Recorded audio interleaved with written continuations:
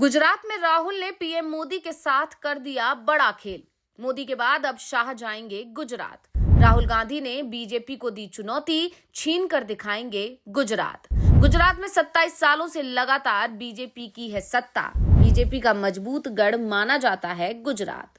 लोकसभा चुनाव में बीजेपी को जबरदस्त नुकसान पहुंचाकर बहुमत से दूर करने के बाद कांग्रेस नेता राहुल गांधी ने ऐलान किया था कि अब हम मोदी को गुजरात में हराएंगे। जब भी गुजरात में विधानसभा चुनाव होंगे, कांग्रेस पार्टी की जीत होगी।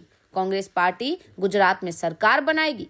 राहुल गांधी के इस ऐलान के बाद से ही बीजेपी बेहद सतर्क दिखाई देने लगी है। हाल ही में गुजरात में निकाय चुनाव हुए थे, जिसमें बीजेपी ने अधिकांश जगह पर जीत हासिल कर ली थी।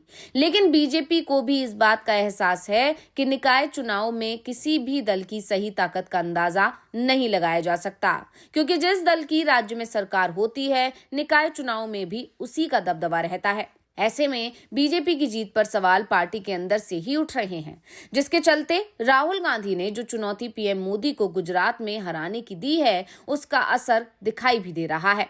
राहुल गांधी के गुजरात जाने की खबर के साथ ही पीएम मोदी भी गुजरात पहुंच जाते हैं, और जब तक राहुल गांधी गुजरात में रहते हैं, तभी तक पीएम मोदी भी गुजरात में डेरा जमाए रहते हैं।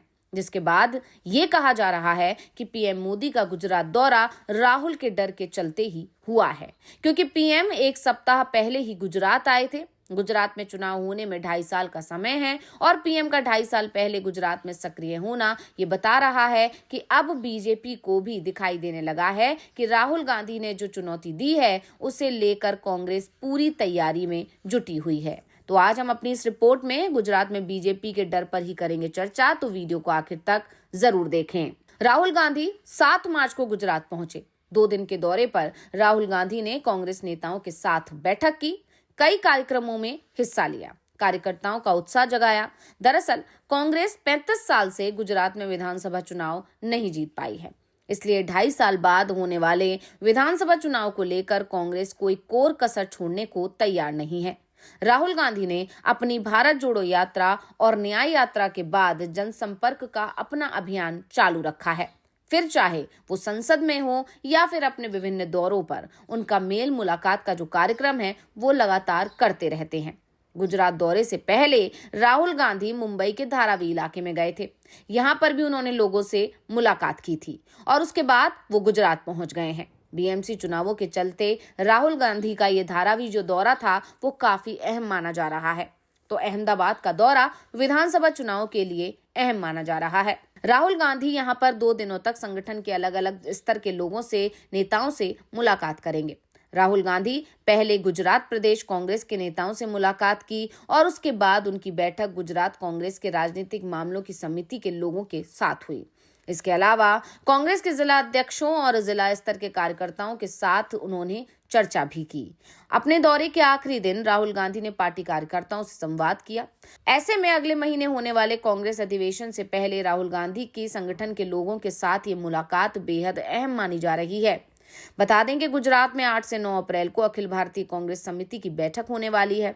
इस तरह अगर देखा जाए तो पूरे 64 साल बाद कांग्रेस की ऐसी कोई बैठक गुजरात में होने जा रही है।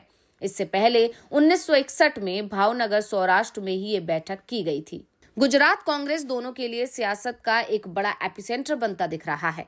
2024 के लोकसभा चुनाव के बाद संसद में बतौर नेता प्रतिपक्ष राहुल गांधी ने सदन में कहा था कि न सिर्फ इंडिया गठबंधन सत्ता में आएगा, बल्कि आने वाले समय में कांग्रेस गुजरात भी जीतकर दिखाएगी। अब माना यह जा रहा है कि पीएम मोदी और गृह मंत्री अमित शाह का गुजरात कांग्रेस और बीजेपी दोनों के लिए प्रतिष्ठा का सवाल बन गया है। गुजरात बीजेपी की सियासी प्रयोगशाला बन चुकी है। कांग्रेस गुजरात की सत्ता से बाहर होने के बाद दोबारा से वापसी नहीं कर सकी है। कांग्रेस तमाम जतन कर चुकी है, लेकिन उसका कोई भी सियासी दांव काम नहीं कर रहा। गुजरात में राहुल के सामने कांग्रेस को एकजुट रखने के साथ ही चुनाव के लिए पार्टी में नई जान फूंकना एक बड़ा चैलेंज है। राहुल का दौरा इसलिए भी महत्वपूर्ण रहा क्योंकि अक्सर कांग्रेस नेतृत्व पर ये सवाल उठते रहते हैं कि वो राज्य को इग्नोर करता रहता है, और भाजपा की लगातार सफलता की वजह यही है। पिछले हफ्ते कांग्रेस के संगठन महासचिव केसी वेणुगोपाल अहमदाबाद का दौरा करके गए थे। माना जा रहा है कि वेणुगोपाल का ये दौरा राहुल के दौरे की तैयारियों के साथ साथ अधिवेशन की तैयारियों का जायजा लेने से भी जुड़ा था। गुजरात कांग्रेस का मानना है कि कांग्रेस अधिवेशन के ऐलान के बाद से बीजेपी में चिंता साफ दिखाई दे रही है, क्योंकि उसके बाद से पीएम मोदी और गृह मंत्री अमित शाह राज्य के चक्कर लगाने शुरू कर दिए हैं। पीएम मोदी अपने हर दौरे में सियासी एजेंडे सेट कर रहे हैं। इस बार उनकी नजर महिला वोट बैंक पर है, जिसके लिए महिला दिवस का दिन चुना गया है। तो राहुल का गुजरात दौरा और उसके ठीक एक महीने बाद कांग्रेस का गुजरात में होने वाला अधिवेशन बीजेपी की चिंता को बढ़ाने के लिए कांग्रेस ने पूरी तैयारी कर ली है। कांग्रेस नेता भी ये बात अब मानते हैं कि 2022 का चुनाव पार्टी ने पूरी ताकत से नहीं लड़ा था। ना तो राहुल गांधी चुनाव प्रचार के लिए गुजरात आए और ना ही प्रियंका ने वहां पर कोई रैली की। सिर्फ मल्लिकार्जुन खड़गे ने कुछ रैलियां की और कांग्रेस पार्टी ने प्रचार अभियान का अपना काम पूरा मान लिया। दूसरी तरफ पीएम मोदी और पूरी की पूरी बीजेपी ने गुजरात में अपनी ताकत झोंक दी थी, जिसके चलते बीजेपी को गुजरात में बड़ी जीत मिली। जबकि इससे 5 साल पहले जब 2017 में विधानसभा चुनाव हुए थे तो उन चुनावों में कांग्रेस ने दमदारी से चुनाव लड़ा था और उस चुनाव में कांग्रेस ने बीजेपी को कांटे की टक्कर भी दी थी। सिर्फ सूरत और अहमदाबाद के चुनाव नतीजों ने बाजी पलट दी, नहीं तो कांग्रेस ने बीजेपी से सत्ता छीनने की पूरी तैयारी कर ली थी। और अब राहुल गांधी के तेवरों से साफ है कि पार्टी पूरी तैयारी के साथ चुनाव मैदान में उतरेगी और इसका डर बीजेपी के अंदर अभी से दिखाई भी दे रहा है। दरअसल 1998 से राज्य में बीजेपी की सरकार है, यानी जब 2027 में विधानसभा चुनाव होंगे तब राज्य में 29 साल से लगातार बीजेपी का शासन हो चुका होगा। यानी 2 पीढ़ियां ऐसी इस दौरान गुजरात में पैदा हो चुकी होंगी जिन्होंने बीजेपी को छोड़कर किसी दूसरी पार्टी का शासन देखा ही नहीं। ऐसे में कांग्रेस का दांव इस बार बदलाव पर है। कांग्रेस गुजरात में बदलाव की मुहिम शुरू कर रही है और ये कहा जा रहा है कि अब राहुल गांधी गुजरात में लगातार प्रचार करने के लिए आते रहेंगे, जिससे कि पूरे प्रदेश में संगठन को मजबूत बनाया जा सके। बीजेपी के लिए गुजरात की सत्ता बेहद जरूरी है, खासतौर पर पीएम मोदी के लिए, क्योंकि अगर गुजरात बीजेपी के हाथ से फिसल गया तो फिर दिल्ली में भी मोदी और शाह की पकड़ कमजोर होती जाएगी। अभी बीजेपी के अंदर जो मोदी और शाह विरोधी हैं वो आक्रामक हो जाएंगे। आरएसएस की तरफ से भी मोदी पर पीएम पद छोड़ने का दबाव बढ़ जाएगा। वैसे अभी तो ये तय माना जा रहा है कि बीजेपी 2029 का लोकसभा चुनाव भी पीएम मोदी के नाम पर ही लड़ेगी, लेकिन ये पूरी तरह से तय है कि गुजरात विधानसभा चुनाव के नतीजों के बाद ही होगा।